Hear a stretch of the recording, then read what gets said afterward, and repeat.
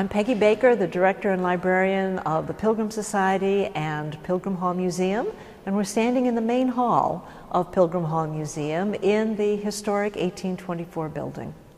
In addition to the new construction and the air conditioning, part of the project to revitalize Pilgrim Hall Museum was a complete and total reinstallation of the permanent exhibits here at the hall. Our upper hall now we think of as our celebration room. It's the room where you will find the changing image of the Pilgrims over time, the pieces of art that celebrate the Pilgrims and the Native Americans, that give us the people that we think we know, but certainly the people that we love.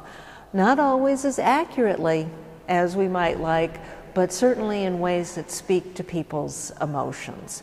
And when people come into this hall, they can celebrate what they know, the images that they have grown up with, and then start to discover, going back gradually through the centuries, to exactly where those images came from and how the stories have changed over time.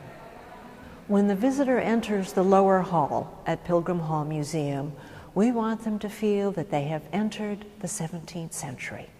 The first room that they go into gives the idea that you are in the hold of the Mayflower, and as there you encounter your first 17th century artifact, the Brewster chest that William and Mary Brewster brought with them on the Mayflower to America.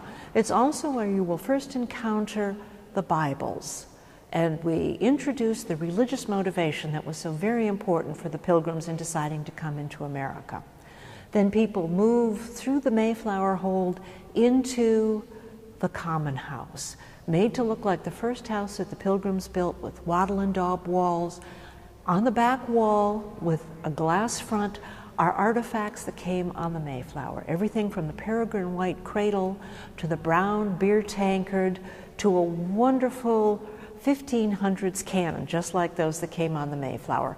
We also have a brand new video, professionally produced 15 minutes, featuring Jim Baker, Nat Philbrick, Paul Whedon, that tells the story of, again, why the Pilgrims came to America in that first year, with benches for people to sit on.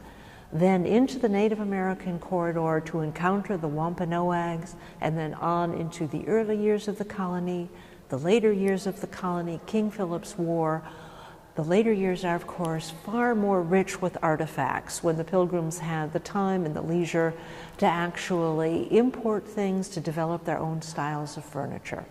And at each of these areas, there are interactives, there are panels, there are graphic rails that tell the significance of these magnificent 17th century artifacts that are the actual physical possessions left to us by the Pilgrims and the early settlers of Plymouth Colony.